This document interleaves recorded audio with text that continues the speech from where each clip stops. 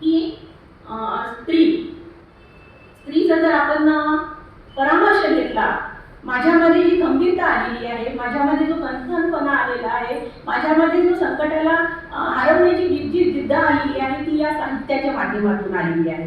प्रत्येक जण साहित्य वाचन करत असतो, मग त्याच्या विचारावर त्याचा परिणाम होत असतो की काय साहित्य वाचलं, काय यूट्यूबवर आपण बघितलं, काय अनुभवलं. एखादा पिक्चर जरी आपण पाहिला तरी त्यातून आपल्याला काय घ्यायचं आहे, कारण पिक्चर हे सुद्धा साहित्य आहे. तर याच्यातून आपल्याला आपल्या मनावर आपल्या व्यक्तिमत्वाची जडणघडण होत असते. तर महानुभव साहित्यातून मी अनेक अशा गोष्टी घेतलेल्या आहेत, ज्याचा उपयोग मी माझ्या शाळेसाठी, माझ्या वैयक्तिक जीवनामध्ये कसा करावा, त्याचं चिंतन मनन करून त्याचा उपयोग समाजासाठी कसा करता येईल याचा मी सतत विचार करत असते. कोमल है कमजोर नहीं तू, शक्ति का नाम नारी है, जग को जीवन देने वाली मौत भी तुझसे हारी है. कोमल है कमजोर नहीं तू, सीता जैसी अग्नि परीक्षा जग में अब तक जारी है. कोमल है कमजोर नहीं तू. विधात्याने जेव्हा स्त्री या जीवाची निर्मिती केलेली आहे, तर त्यांनी अतिशय कोमल असं भाव ठेवून, कोमल मन, कोमल शरीर, कोमल सर्वांग ठेवून या स्त्रीची निर्मिती केलेली आहे. पण ही कोमल स्त्री वेळप्रसंगी कशी रणचंडिका होते हे आपल्याला याची साक्ष इतिहासामध्ये आपण जाणत आहोत. आणि त्याच रूपाने आपल्याला समाजामध्येही रणचंडिकेचं रूप आपल्याला दिसत आहे. की स्त्री म्हणजे का? स्त्री म्हणजे घराचं घरपण, स्त्री म्हणजे मातृत्व, स्त्री म्हणजे शक्ती, स्त्री म्हणजे संस्कृती, स्त्री म्हणजे महान कार्य. या सर्व समस्त स्त्रीला माझा मानाचा मुद्रा. स्त्री ही नेतृत्ववान असावी, कर्तृत्ववान असावी, स्वयंसिद्ध असावी असं आपल्याला म्हटलं जाते. प्रत्येक कार्यात तिने स्वतःला वाहून घेतलं पाहिजे. स्त्री सुंदर कशी होते? प्रत्येकाला देवाने सुंदरता दिलेली आहे. जी शरीराची सुंदरता आहे ती देवाने दिलेली आहे, पण जी मनाची सुंदरता आहे, विचारांची सुंदरता जी आहे ती आपल्याला निर्माण करता येते. तुम्ही काढलेल्या रांगोळीत सुंदरता आहे, तुम्ही केलेल्या स्वयंपाकात सुंदरता आहे, तुमच्या विचारात सुंदरता आहे, तुमच्या अंगणात सुंदरता आहे, तुमच्या घरात सुंदरता आहे, तुम्ही केलेल्या देवपूजेमध्ये सुंदरता आहे, तुम्ही केलेल्या अतिथीच्या आदर सत्कारामध्ये सुंदरता आहे. सुंदरता कशात नाही?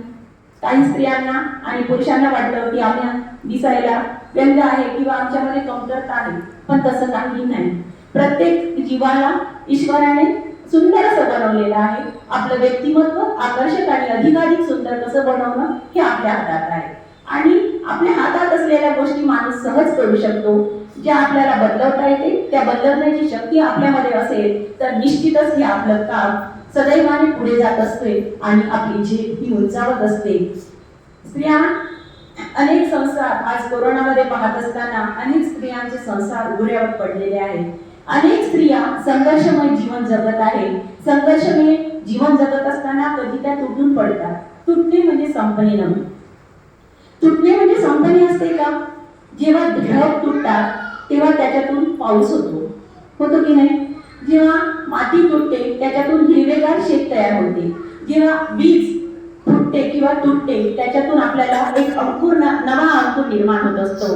मग हे तुटणे म्हणजे संपणे का? तुटणे म्हणजे संपणे नक्कीच नाही. तुटणे म्हणजे नवनिर्माण करण्याची शक्ती आहे. ज्याच्यातून नवनिर्माण होतो आणि ज्याची झेप उंचावते ते म्हणजे तुटणे आहे. असं संघर्षमय जीवन स्त्री ही जगत असते आणि तुटल्यानंतर सुद्धा ती नव्या उमेदीने, नव्या आशेने, नव्या उत्साहाने आणि नव्या दमाने ती आपला रथचक्र समोर चालवत असते. या रथचक्रावर तिची ही वाटचाल पुढे पुढे जात असते. म्हणजे तुटणे म्हणजे संपणे नव्हे. या तुटण्यातच खरा आनंद आहे. की मोडून पडला संसार जरी मोडला नाही कणा, मोडून पडला संसार तरी मोडला नाही कणा, पाठीवरती हात ठेवून तू फक्त लढ म्हणा. ही आपली कविता सर्वांना परिचित आहे. तर या कवितेतून आपला एक आदर्श आपल्या समोर येते की कितीही संकट आली माणसावर, कितीही घाला घातला तरी आपलं दैव आपल्या हाताने, आपल्या कर्तृत्वाने आपल्याला बदलवता येतं. या साहित्यातून आपल्याला ही शक्ती मिळालेली आहे, जी फोनमधून तुमच्या आजच्या माध्यमातून आपल्याला मिळणार नाहीये. आज आपले केस काळ्याचे पांढरे झालेले आहेत, तर अनेकांना माहिती आहे की आपण कसं जीवन जगलेलं आहोत, किती शांत पद्धतीने आणि उत्साहाने आणि सर्वांचा स्वीकार करत की आपण आजपर्यंत जीवन जगलेलं आहोत. पण पुढच्या पिढीचं जीवन काय? कारण त्यांच्यामध्ये इतका संयम आलेला नाहीये, त्यांच्यामध्ये विचारांची शक्ती प्रगत झालेली नाही, जी आपल्यामध्ये विचारांची शक्ती प्रगत झालेली आहे. आज 4 भाऊ असताना एक जरी आपल्याकडे पेरू असला तरी आपण 4ही भावंड वाटून खात होतो. वाटण्याची क्षमता आपल्यामध्ये होती आणि आज एकटा मुलगा असतो घरामध्ये, आपल्यालाच मिळेल, कारण एकही पेरू आणला तरी मलाच मिळणार आहे, 10 पेरू आणले तरी मलाच मिळणार आहे, ही त्याची वृत्ती झाली. आणि मग या वृत्तीतून त्याचा जी बुद्ध्यांक आहे, तिची वागण्याची जी पद्धती आहे ती सरासर बदललेली आहे.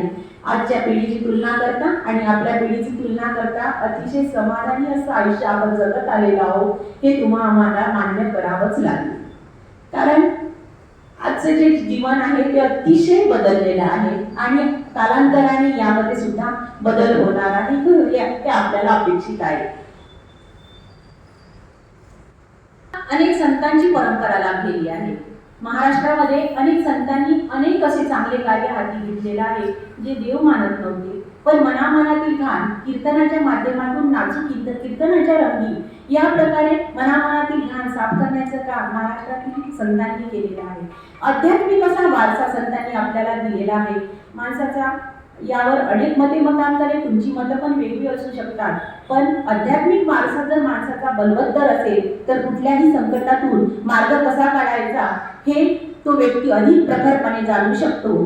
असंच कार्य आपल्या महाराष्ट्रातील अनेक संतांनी केलेलं आहे, की मनामनावर जी घाण सचलेली आहे, ती धूळ सचलेली आहे, त्याला दूर करण्याचं काम या संतांनी केलं आहे. आणि या संतांच्या घटनेमध्ये श्री चक्रधर स्वामींचं महत्त्व आपल्याला नाकारता येत नाही.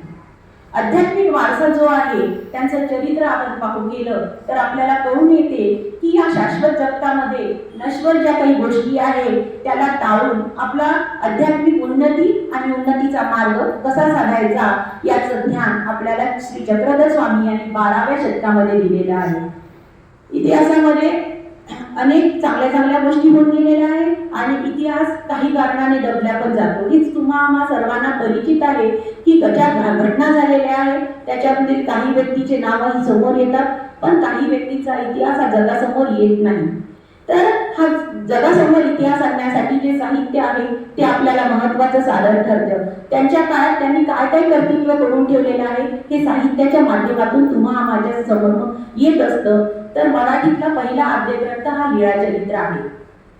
याच्यामध्ये श्री चक्रधर स्वामी आणि स्त्रिया, नुसतं स्त्रिया नाही तर पुरुष पण, आजच्या काळाचा जर विचार करतो आपण तेव्हा आम्ही एक स्त्री आणि पुरुष यांची मैत्री आपल्याला माहिती आहे कितपर्यंत असते, किंवा त्या मैत्रीला आपण पण नावं ठेवतो. पण त्या काळामध्ये स्त्रिया आणि पुरुष यांच्या मैत्रीचं उत्तम उदाहरण म्हणजे श्री चक्रधर स्वामी आणि त्यांच्या सानिध्यात असलेल्या स्त्रिया.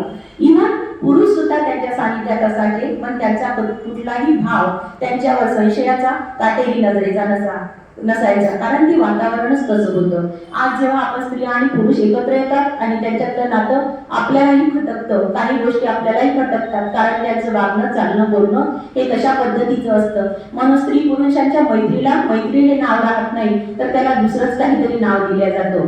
पण इतिहासाचा विचार करता श्री चक्रधर स्वामी आणि त्यांची ज्या काही स्त्रिया दासी होत्या त्यांच्यातलं वातावरण हे अतिशय निकोपाचं होतं. त्या श्री चक्रधर स्वामीवर पुत्रवत अशा प्रेम करत होत्या, बहिणीप्रमाणे त्यांची काळजी घेत होत्या, म्हणून त्यांचंही नातं अतिशय पोषक असं होतं. आणि आज आपल्याला या समाजामध्ये त्या नात्यांचा विसर पडत चाललेला आहे असं तुम्हाला मला सर्वांना जाणवत आहे. स्वामींनी जीवनाचं अंतिम कल्याण कसं साधायचं, छोट्या प्रसंगातून तुम्हाला मला कसं शिकवायचं. लीळाचरित्र म्हणजे चालतं बोलतं जिवंत उदाहरण आहे की समाजामध्ये वावर करत असताना चालावं कसं, बोलावं कसं, जेवावं कसं, उठावं कसं, बसावं कसं, प्रत्येकाशी संवाद साधावा कसा, प्रत्येकाशी मैत्री कशी करावी, कोणत्या गोष्टीचा आचार करावा, कोणत्या गोष्टी टाळाव्या, याचं सर्व ज्ञान लीळाचरित्र या मराठी ग्रंथामध्ये ग्रंथबद्ध केलेलं आहे. म्हणून शासनाने आता एक निर्णय काढलेला आहे की चक्रधर स्वामी यांची जयंती प्रत्येक कार्यालयामध्ये, प्रत्येक ऑफिसमध्ये, प्रत्येक शाळेमध्ये, सहकारी ऑफिसेसमध्ये साजरी करण्यात यावी हा यावर्षीचा निर्णय आहे. की स्त्री पुरुष समानता, आजही आपण पाहतो की समाजामध्ये आपण जरी 21व्या शतकामध्ये वावरत असलो तरी स्त्री पुरुष समानता आपल्याला दिसून येत नाही. अनेक ठिकाणी काही लोकांच्या मनामध्ये स्त्रियांविषयी कमजोरपणाची भावना आहे. काही लोकांची मतांतर स्त्रियांविषयी वेगळे असतात. दृष्टिकोन कसा असावा हे स्वामींनी त्या काळामध्ये सांगितलेलं आहे की स्त्रिया कशा असाव्या. की रजस्वाला स्त्री जेव्हा होते, अस्पर्शी जेव्हा स्त्री होते, तर आजच्या काळात आपणही त्याचा विचार मानतो. अनेक घरामध्ये स्त्रियाला बाहेर बसवल्या जाते. त्यांच्या हातून स्वयंपाक करायचा नाही, त्यांच्या हातून पाणी घ्यायचं नाही, त्यांच्या हातून काही घ्यायचं नाही, असा आपल्या घरातला नियम असतो. पण 18व्या शतकामध्ये श्री चक्रधर स्वामींनी त्या काळामध्ये ज्या स्त्रिया होत्या त्यांना सांगितलं, एक स्त्री असते उमाईचा, आणि ती सांगते की मी आज स्वामी तुम्हाला उपहार करणार आहे. उपहार म्हणजे जेवणाचं ताट, म्हणजे जेवण बनवणार आहे. आणि त्याच रात्री ती स्त्री अस्पर्शी होते. मग ती दुःख करू लागते की स्वामी देवा, मी तुम्हाला उपहार करू शकत नाही, तुमच्यासाठी जेवण बनवू शकत नाही.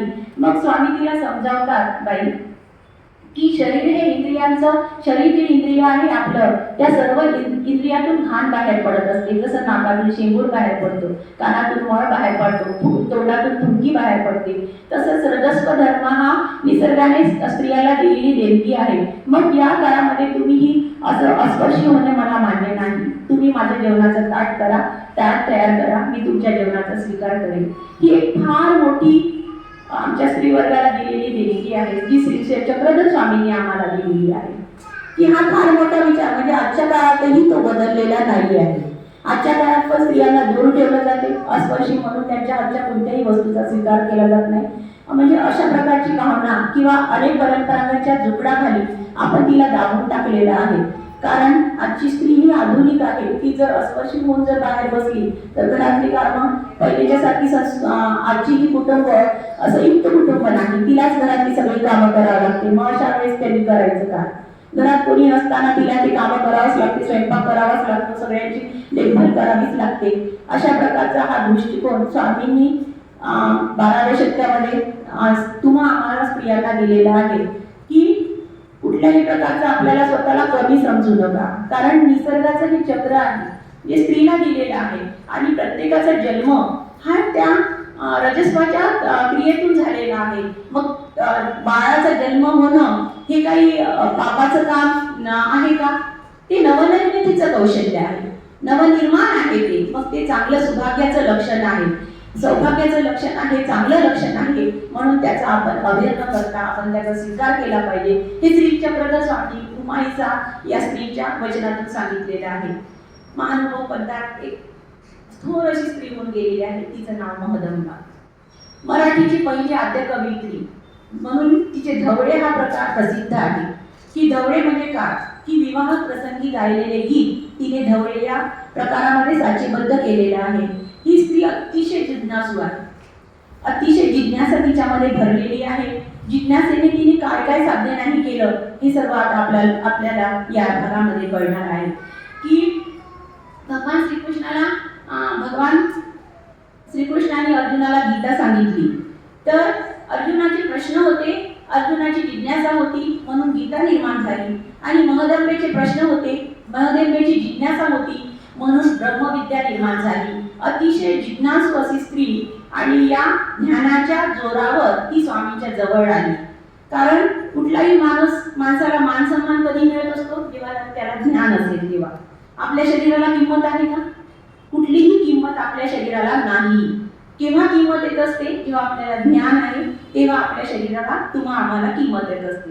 तर हे सगळं ज्ञान, पुराणाचं ज्ञान त्या महदंबा, तिचं नाव होतं महदंबा, तिचं आधीचं नाव होतं रूपाईसा. पण तिला अतिशय जिज्ञासा असल्यामुळे त्या स्वामींनी तिचं नाव महदंबा असं ठेवलं. कारण ती जर नसती तर ब्रह्मविद्याची निर्मिती झालीच नसती. स्त्री मनाचं जे दुःख तिने एकटीच्या समस्या समाजासमोर मांडल्या नाही, तर संपूर्ण स्त्री जातीच्या समस्या तिने आपल्या समाजासमोर मांडल्या. आणि स्वामींच्या बोलण्यातून म्हणा किंवा आचार्यातून समाजाला एक दिशा देण्याचं काम या महदंबाई या स्त्रीने केलेलं आहे. तर महदंबा स्त्रीचं बालपण अतिशय सुखामध्ये जात असतं. कारण बालपणामध्ये काय खेळणं बागडणं असतं. आपल्या मोठ्या लोकांचा आपल्यावर एक कटाक्ष असतो. त्यांच्या सावलीमध्ये आपण लहानाचं मोठं होतो. खरं दुःख आयुष्यामध्ये केलं केव्हा येतो, जेव्हा मुलींचे लग्न होतात तेव्हा खरं दुःख महदंबाच्याही आयुष्यामध्ये आलं. संसार रथाचं चक्र पुढे वेग घेणार, त्याची गती वाढणार, तितक्यातच तिच्या संसार रथाचं चक्र मोडून पडतं आणि मोडून पडलेला संसार पुढे कसा चालवावा असा प्रश्न त्या महदेवाच्या समोर निर्माण होतो. एक दुःखाचा डोंगर तिच्यावर कोसळते आणि त्या काळामध्ये विचार करा, आजच्या काळात सुद्धा विधवा स्त्रियांकडे पाहण्याचा दृष्टिकोन तिथे चांगला नाही. तिथे त्या काळामध्ये विधवा स्त्रियांचं दुःख काय असावं याची आपण कल्पना करू शकता. पतीच्या निधनाबरोबर पतीच्या चितेमध्ये सती जायचं हा प्रकार त्या काळामध्ये अस्तित्वात होता. जर ती सती गेली नाही तर तिला पतीला खाणारी करंटी अशा प्रकारचे दूषण समाज देत होता आणि त्या दूषणांच्या भरोशावर तिचं जगणं अतिशय खडतर केलं जात होतं. आणि मग ती जिवंत असायची फक्त, पण तिला जगण्याचे सर्व इच्छा आकांक्षा तिच्याकडून काढून घेतल्या जायच्या. कपाळाला कुंकू काय, रंगीत कपडे सुद्धा घालण्याचा अधिकार त्या काळी त्या स्त्रियांना नाकारला जात होता. पुनर्विवाह तर करणं ही दुसरीच गोष्ट आहे. सासरी राहणं सुद्धा तिला मुश्किल केलं जात होतं. अशा परिस्थितीत महदंबेचा जो जीवनक्रम आहे तो चालू लागला. सासरच्यांनी नाकारलं. मग कुठेतरी एक घर असते आपल्या महिलांना माहेर, ती माहेरी आली. माहेरच्या सर्वांनी तिला सामावून घेतलं, कारण आपल्या मुलीचं दुःख किती डोंगरा एवढं आहे हे त्यांना माहीत होतं. वाघनायक यांची ती कन्या होती आणि ती सुरुवातीला आपल्या वडिलांच्या कधी पुराण ऐकायची आणि पुराण ऐकून तिची बुद्धिमत्ता ही विकसित झालेली होती. मग या दुःखाचा डोंगर कोसळलेल्या मुलीला आपलंसं करणं हे मायबापाचं कर्तव्य होतं आणि त्या मुलीला आपलंसं केलं. आपलंसं केल्यानंतर समाज सुद्धा जगू देत नाही. समाजाचे चटके सहन करत करत तिचं रथचक्र चालू होतं. तिला एक उमाईसा नावाची बहीण असते आणि नागदेवाचार्य नावाचे भाऊ असतात. उमाईसा लहान असते. कालांतराने उमाईसाचं पण लग्न होतं आणि उमाईसा आपला संसार करायला तिच्या पतीच्या घरी निघून जाते. उमाईसा पतीच्या घरी निघून गेल्यानंतर सर्वांना हायसं वाटतं, आता एकच मुलगी आपल्याकडे आहे आणि एका मुलीचं लग्न झालेलं आहे. पण सुख कशाला म्हणावं आणि दुःख कशाला म्हणावं. सुखानंतर दुःख आणि दुःखानंतर सुख हा नियतीचा डाव आहे. उमाईसीच्या सुद्धा पतीचं निधन होतं आणि परत ती आपल्या घरी येते. आई वडिलांना जो आधीच धक्का बसलेला असतो तो उमाईसेला पाहून आणखी धक्का बसतो, कारण आता या दोघी बहिणी समदुःखी झालेल्या असतात. तिचं दुःख आणि तिचं दुःख दोनही सारखे झालेलं असतं. आई वडिलांना तर कल्पनाच करत नाही की आपल्या दोन्ही मुली विधवा झालेल्या आहे. या पाखरांनो, मी तुमचं दुःख कसं वाटून घेऊ, कारण जर वाटून घेता आलं असतं, आपल्या अंगावर जर घेता आलं असतं तर नक्कीच हे दुःख मी माझ्या अंगावर घेतलं असतं अशी त्यांची आई त्यांना म्हणू लागते. पण हे दुःख मला वाटून घेता येत नाही. विधवा मुलींना, विधवा स्त्रियांना समाजामध्ये काय सहन करावं लागतं याची जाणीव मला आहे असे त्यांचे वडील त्यांना म्हणतात. आणि या पाखरांनो, माझ्या संगतीशी या, मी तुमचा सांभाळ करीन अशी आशेचा किरण दोघाही बहिणींना ते देतात. त्यानंतर पुन्हा रथचक्र चालू होतं. ही पुराण ऐकू लागते. पुराण ऐकणारी महदंबा आता पुराण सांगू लागते, कारण तिच्यामध्ये ते धैर्य, ती स्थिती आणि ते ज्ञान आलेलं असतं. आपल्या लहान भावांना शाळेतून आल्यानंतर ती पुराण सांगू लागते, कारण पुराणाचं ज्ञान तिने अवगत केलेलं असते. याच्यानंतर ती आपल्या वडिलांना सुद्धा आधार देण्याचं काम करत असते, आईला सुद्धा आधार देण्याचं काम करत असते. पण परत एकदा दुःखाचा डोंगर त्यांच्यावर पडतो आणि तिच्या वडिलांचं निधन होतं. घराचं छत त्यांनी आजपर्यंत सांभाळून ठेवलेलं होतं त्या पित्याच्या मृत्यूनंतर आई पण अक्षरशः कोलमडून जाते. विधवा मुलींना सांभाळणारी आज आई स्वतः विधवा बनून जाते. सांगा किती मोठा डोकाचा डोंगर त्याच्या परिवारावर येतो आणि या दोघी मुलीही खचून जातात. घराची परिस्थिती, घराचं छत उठल्यावर ज्याप्रमाणे होते त्याचप्रमाणे त्यांच्या संसाराची स्थिती झाली आणि आता काय करावं आणि काय करू नये असा प्रश्न त्यांच्या समोर निर्माण होतो. To be or not to be, that is the question. जगावं की मरावं हा प्रश्न त्यांच्या समोर निर्माण होतो. एकेका कडू औषधाचा घोट आपण कसा प्यावा आणि जीवन कसं जगावं, एक दिवस कसा ढकलावा लागावा अशा विवंचनेत त्या असतात. त्यांचा एक मोठा भाऊ असतो सारंगपाणी. मग त्याच्या भरोशावर सर्व संसाराचा म्हणजे रथात घराचा भार घेतो आणि सारंगपाणी हा अतिशय कमी वेळामध्ये समजदार झालेला असतो. घरातलं दुःख पाहून त्याला समज आलेली असते आणि तो घराचा संपूर्ण भार उचलतो. त्याला हातभार म्हणून महदप्पा सुद्धा आपलं काम अतिशय वेगाने करते, गतीने सर्वांना सांभाळण्याचं काम करत असतो. तो व्यापारानिमित्त सतत बाहेर राहत असतो. मग एक दिवस काय होते की आल्यानंतर तो सर्वांना गमती जमतीच्या गोष्टी सांगतो आणि आपलं भविष्य कसे असेल याची स्वप्न त्या सर्वांना दाखवू लागतो. दुःखातून कुठेतरी आशेचा किरण घरच्यांना दाखवण्याचं काम हा सारंगपाणी नावाचा भाऊ म्हणजे दादा करत असतो. आणि एक दिवस त्याच्यावर सुद्धा कुटुंबाचा घाला येतो, काळाचा घाला येतो आणि तो सुद्धा एक दिवस काय होतो, संध्याकाळ झालेली असते, अंधार पडलेला असतो. आई तिला दिवा लावायला सांगते, दिवा लागत नाही, दिवा विझतो, तेल मिळत नाही घरामध्ये. अशा परिस्थितीमध्ये संध्याकाळी निरोप येतो की सारंगपाणी यास लुटारूंनी लुटलेले आहे आणि त्याचा खून केलेला आहे. आई अक्षरशः कोसळून पडते. दुःखाचा डोंगर तिच्यावर पुन्हा एकदा कोसळतो. माझा घराचा घरकर्ता गेला, घराचा दिवा विझला अशा याने गळा फाडून आई रडू लागते. महदप्पेला क्षणात कळते की आपल्या घरी आणखी एक संकट आलेलं आहे. सापाने बेडकाला तोंडात घ्यावं तसं संकट म्हणजे त्यांच्या घराला संकट एक एक संकट तोंडात घेत होतं आणि एक एक संकट त्यांच्या घरावर पडत होतं. आता सारंगपाणीचा मृत्यू त्यांच्या सर्वांसाठी एक मोठा धक्का होता. अशा परिस्थितीत काय करावं आणि काय करू नये हा पुन्हा एकदा प्रश्न त्यांच्या समोर निर्माण झालेला असतो. आता पुन्हा लहान भाऊ असतो, त्याचं नाव असते नागदेव. तो शास्त्र अवगत करत असतो, संस्कृतचा अभ्यास करत असतो. त्याच्या रूपाने सरस्वती घरात नांदत असते. पण ज्यावर सारंगपाणी हा एवढा चांगला व्यक्ती असतो, समाजामध्ये त्याचे एक स्थान असते, सर्वांशी त्यांचे आपुलकीचे जिव्हाळ्याचे संबंध असतात आणि त्याला लुटारांनी लुटावं, त्याचा खून करावा ही गोष्ट नागदेवाचार्य यांना सहन होत नाही. आणि त्या दिवसापासून त्यांचं एक विशाल रूप, रौद्र रूप सर्वांना घरच्यांना अनुभवास येतो की तो एकदम बदलून जातो. मोकळ्या सोडलेले केस, त्याचा जो अवतार आहे तलवार हातामध्ये, कारण त्याच्या भावना या शून्य झालेल्या असतात. माझा भाऊ एवढा चांगला तरी आपल्यासोबत असं व्हावं याचा एक परिणाम त्याच्यावर होतो आणि त्याच्या हातातले शस्त्र जाऊन त्याच्या हातामध्ये शास्त्र जाऊन त्याच्या हातामध्ये शस्त्र येतं, तलवार घेतो, तो एक टोळी बनवतो आणि लुटारूंना लुटण्याचं काम तो सततपणे करत असतो. की कोणी लुटारू दिसला की त्यांना मारण्याचं, झोडण्याचं काम, गुन्हा करण्याचं काम तो करू लागतो. आता अशा परिस्थितीत आईचा जो आधार होता मुलगा, तो जर असा वागत असेल तर कोणत्या आईला आवडेल की असं वागावं, असं ती समजावण्याचा प्रयत्न करत असते. पण तो समजण्याच्या तयारीत नसते.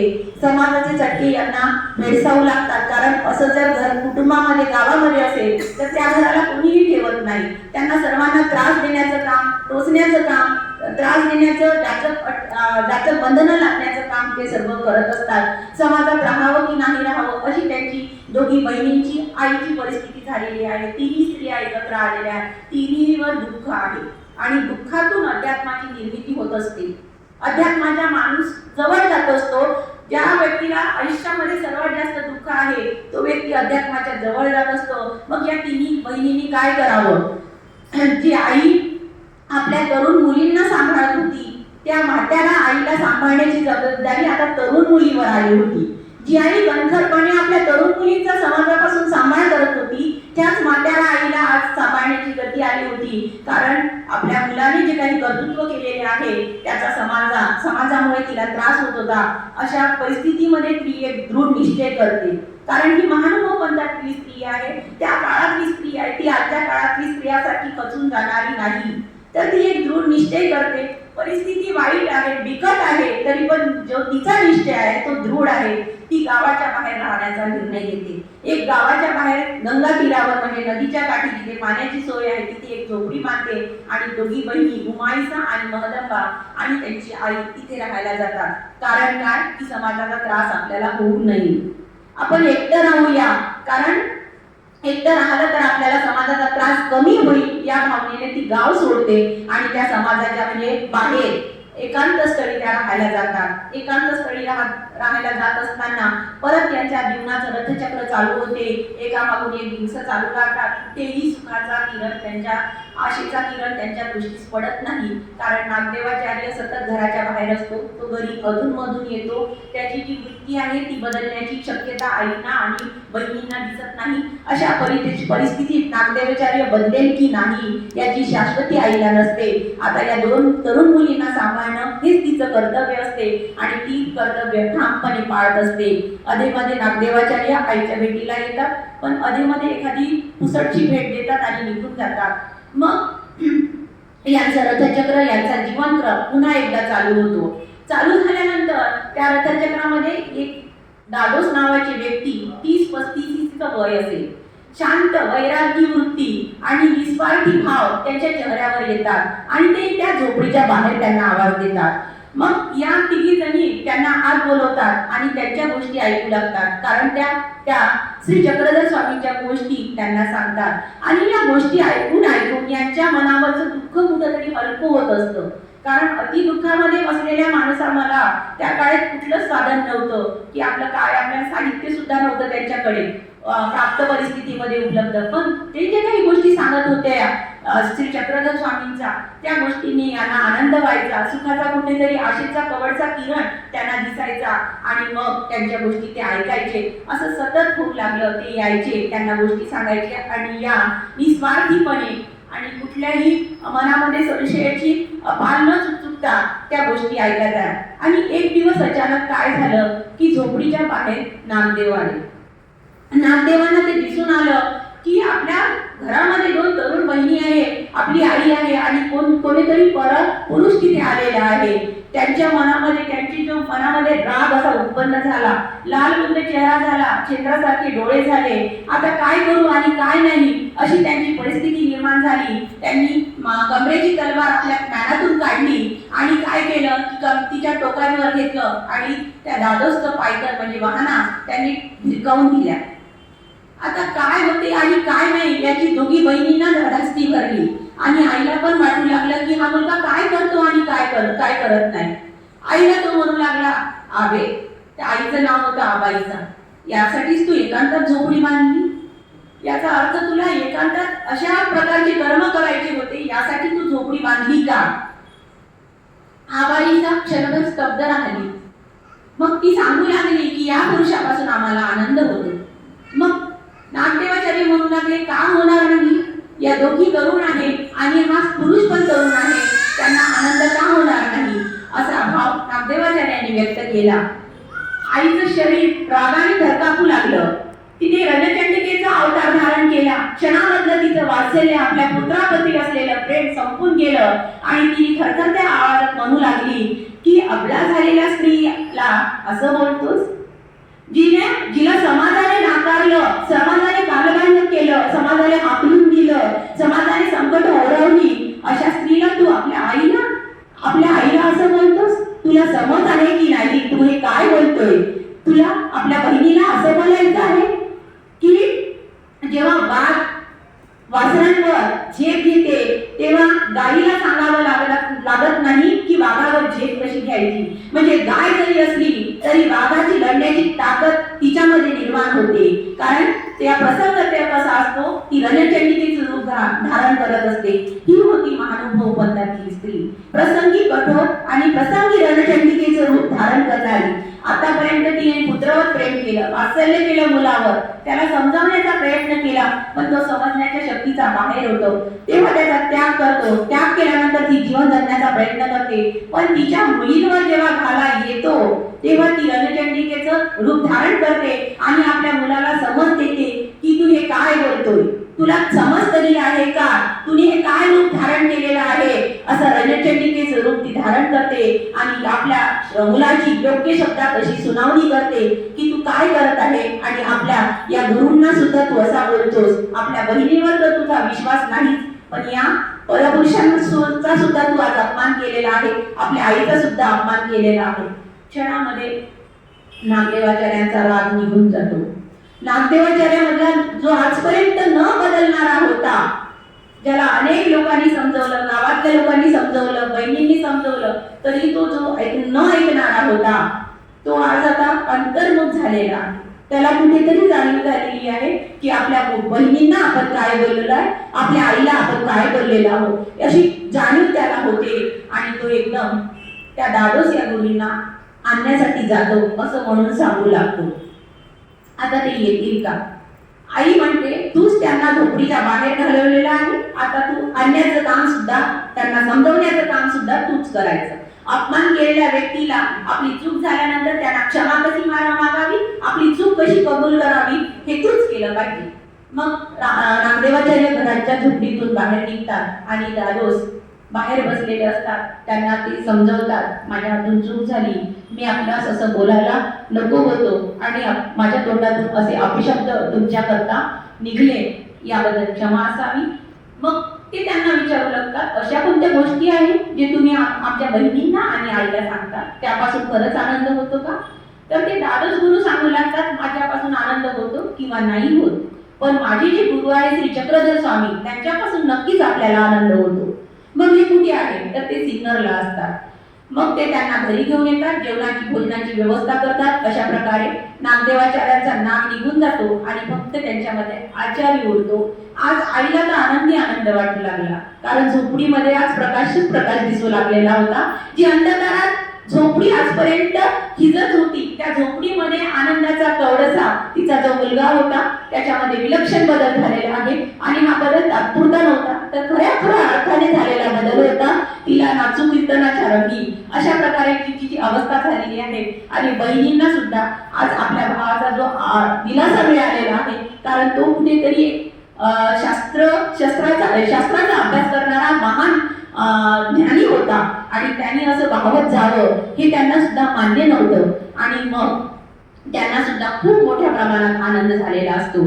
आणि मग सर्वजण सिन्नरला जातात, श्री स्वामींच्या सानिध्यात येतात.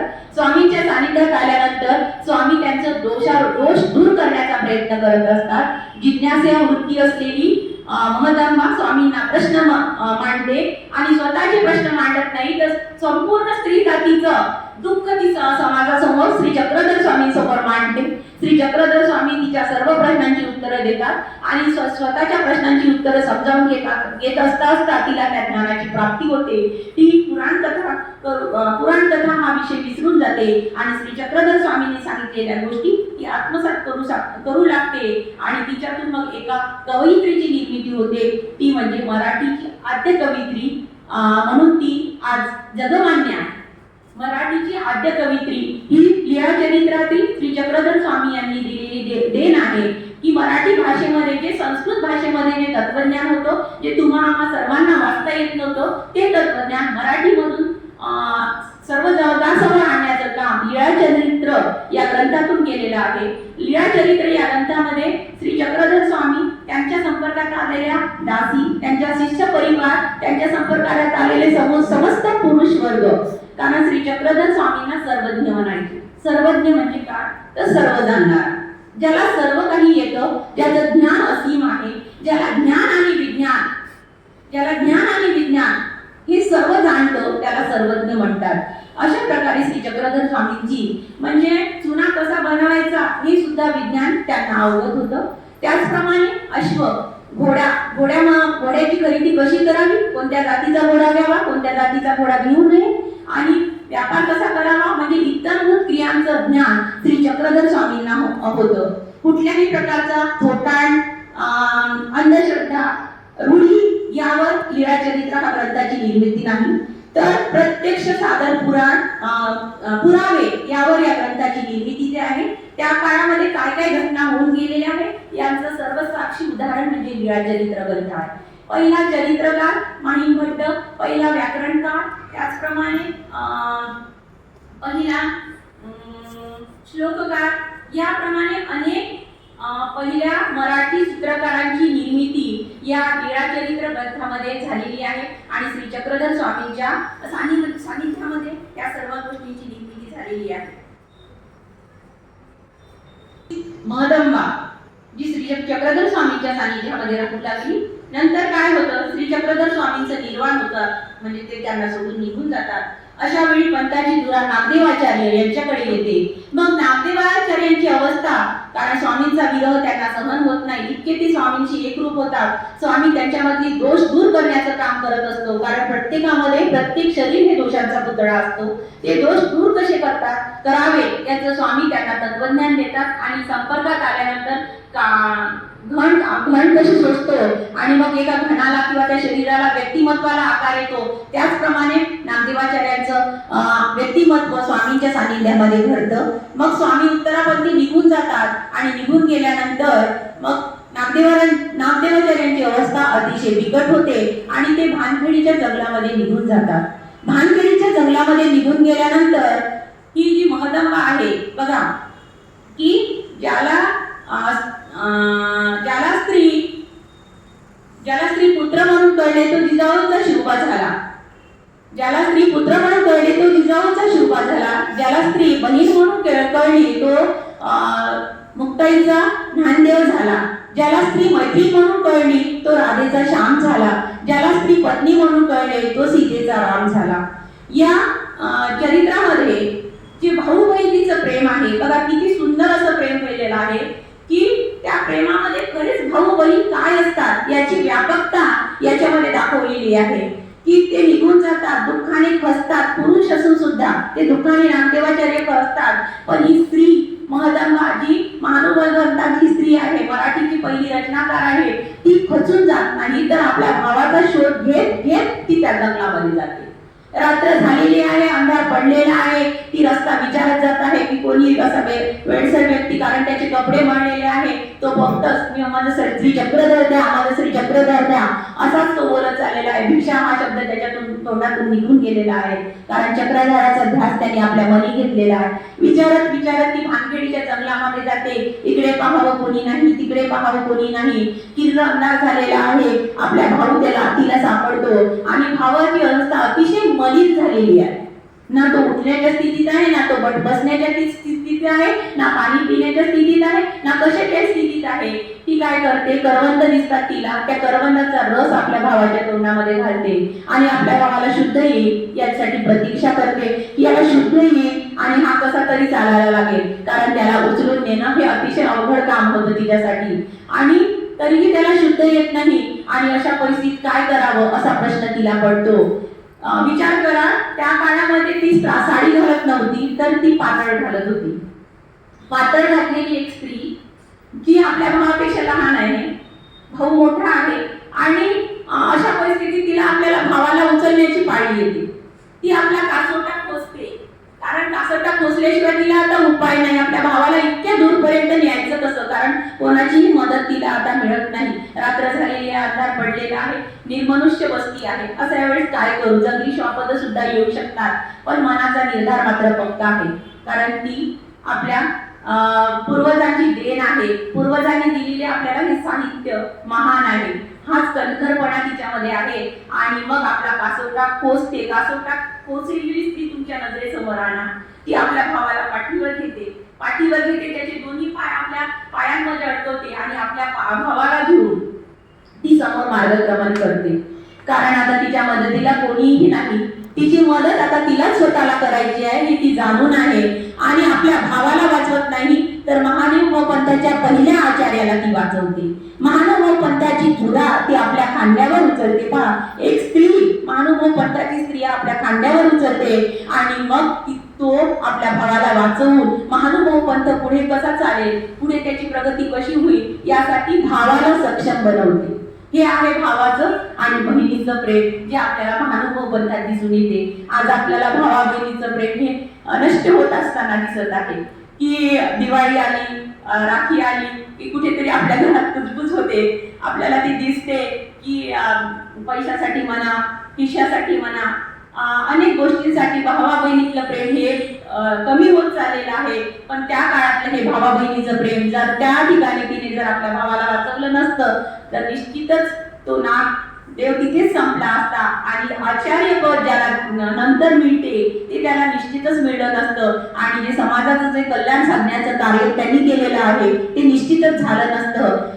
महदंबेचे म्हणजे या पंथावर फार उपकार आहे असं म्हटलं जाते की एक स्त्रीनी पंताला वाचवलं आणि तिने पुढे मार्गक्रमण केलेलं आहे. अशी ही महदंबा, अशी महान काय म्हणते विचारांची कणखर, नेतृत्ववान, कर्तृत्ववान, स्वयंसिद्ध अशी स्त्री आहे जी आपल्याला त्या काळामध्ये पाहायला मिळाली. निश्चितच तुम्हा स्त्रियांना याच्यातून खूप काही शिकण्यासारखं आहे. आपल्यावर एखादं संकट येतो, आपण हतबल होतो, त्यातून मार्ग कसा काढावा हे आपल्याला कळत नाही.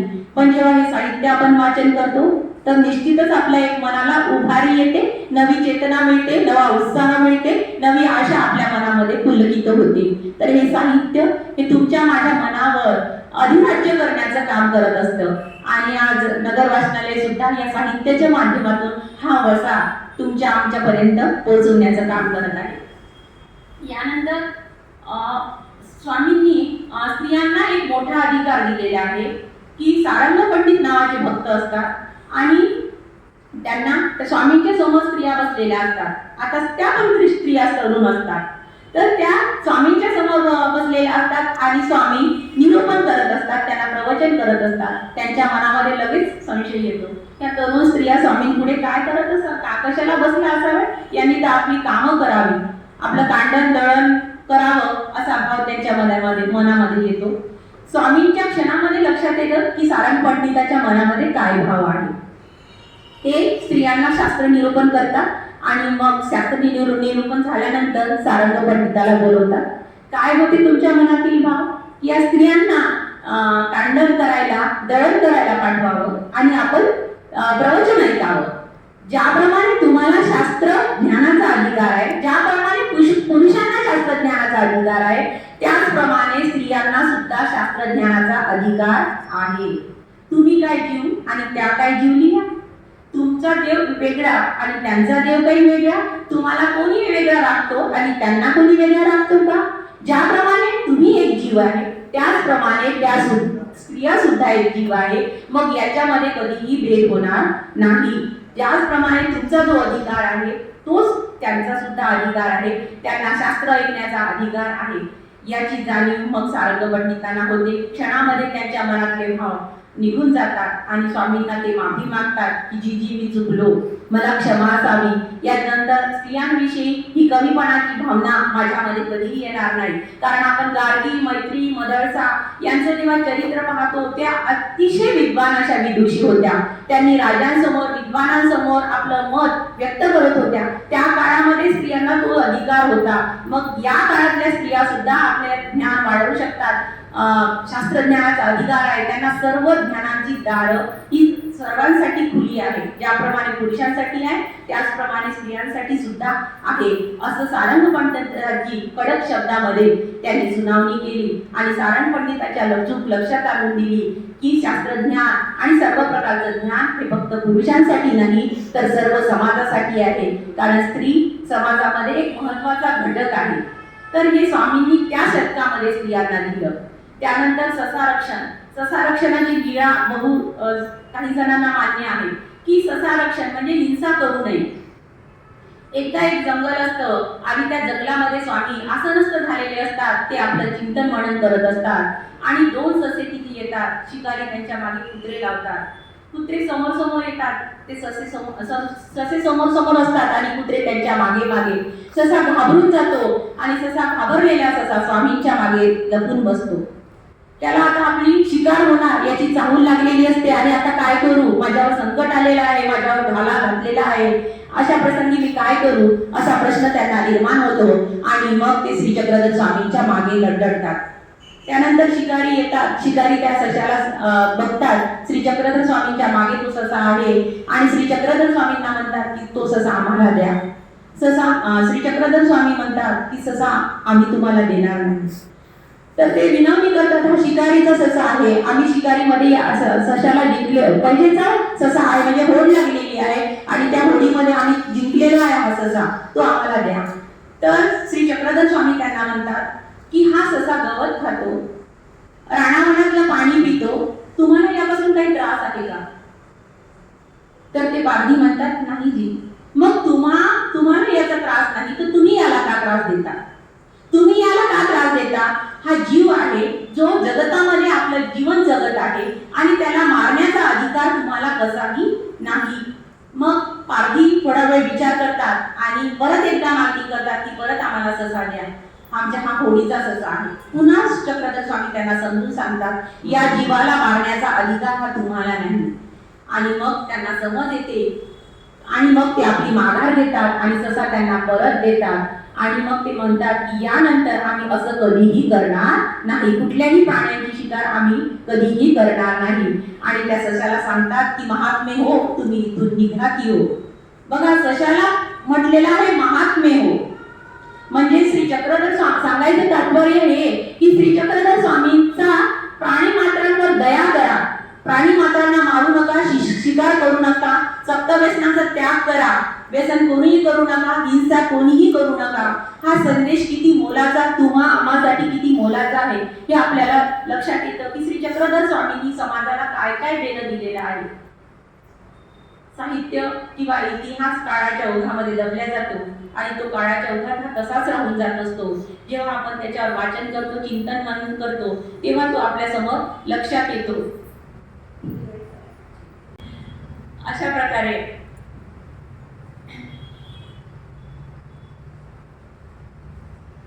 बलस्थानावर पूर्वज ज्या रस्त्याने चाललेले आहेत त्यांच्या बलस्थानावर आमची ही शान आहे. पूर्वजांच्या बलस्थानावर आमची ही शान आहे, त्यांच्या बलस्थानातून मिळतो तुम्हा आम्हाला सन्मान आहे. त्यांच्या बलस्थानावर मिळतो तुम्हा आम्हाला सन्मान आहे. जर आपले पूर्वज असे विचारी नसते, त्यांनी योग्य रस्ता जर निवडला नसता, तर त्या रस्त्यावर तुम्हा आम्हाला चालण्याची संधी मिळाली नसती. म्हणजे तुम्ही आम्ही आपला रस्ता चुकलो असतो. म्हणजेच हे पूर्वज ही आपली शान आहे. पूर्वजांचा वारसा आपण जपला पाहिजे, त्या वारसांचा आपण मार्गक्रमण केलं पाहिजे, म्हणजे आपल्या हाताने आणखी चुका होणार नाही. आपला जो रस्ता आहे तो आपल्याला अचूक निवडता येईल, अशा प्रकारे आपला हा रस्ता असला पाहिजे. की एका मंदिरामध्ये एक एल्लो नावाची स्त्री असते आणि त्या मंदिराचं रक्षण ती एकटीच करत असते. तिथे असंख्य लोक येत असतात, कधी चांगले तर कधी वाईट. तर श्री चक्रधरांची ही एल्लो इथे एकटीची असेल, श्री चक्रधरांची ही एल्लो इथे एकटीची असेल, म्हणजे या शब्दामध्ये झाशीच्या राणीची ताकद आहे. की झाशीची राणी ज्याप्रमाणे रणधुरंधर होऊन लढली, ही एल्लो सुद्धा जे वाईट प्रकारचे पुरुष येतात त्यांच्याशी एकटी लढण्याचं काम ही स्त्री करते. आणि ती महानुभव पद्धती स्त्री आहे, कणखर आहे, धाडसी आहे, नेतृत्वमान आहे आणि स्वयंसिद्ध आहे. प्रसंगी संकटाला दोन हात कसे करावे याचं तिला ज्ञान आहे आणि त्या ज्ञानाच्या भरोशावर ती स्वतःला समर्थ बनवत आहे. अशी ही महानुभवपंथीय स्त्री आहे. स्वातंत्र्य, समता, बंधुता आणि लोकशाही या विचारांवर श्री चक्रधर स्वामींची वाटचाल आहे. स्त्री पुरुष समानतेचे अंत्यकारक, स्त्रियांना ज्ञानाचा अधिकार देणारे आणि स्त्री ही कुठल्याही बाबतीत कमजोर नाही, तिला ज्ञानाचा अधिकार आहे अशी समाजाला तुम्हा आम्हाला सर्वांना शिकवण देणारे श्री चक्रधर स्वामी लीळा चरित्र या ग्रंथाच्या माध्यमातून तुमच्या आमच्यापर्यंत आज पोहोचलेले आहे. तुमच्या आमच्यामध्ये ते वास करत आहे. जिथे मनाचा विचार चांगला आहे, जिथे बुद्धीची कल्पना चांगली आहे, जिथे आपण चांगलं करतो ही इच्छा मनामध्ये आहे, तिथे श्री चक्रधर स्वामी आहे. चांगलं करा, तुमच्या आयुष्यात नक्कीच चांगलं होईल. जे काही वाईट आहे ते नक्कीच सोडून द्या. आपल्यासोबत जरी वाईट घटना झाल्या तरी आपण त्याचा विचार न करता आपण चांगल्याचं मार्गक्रमण केलं पाहिजे. तो माझ्याशी वाईट वागला म्हणून मी त्याच्याशी वाईटच वागली पाहिजे, हा मनातला जो आपला अहंकार आहे, जी दुष्ट भावना आहे, ती निश्चितपणे आपण काढून टाकली पाहिजे. आणि समाजातील या स्त्रियांनी आपल्याला जे काही दिनं दिलेलं आहे त्याच्यावर आपली वाटचाल केली पाहिजे, समर्थ बनलो पाहिजे.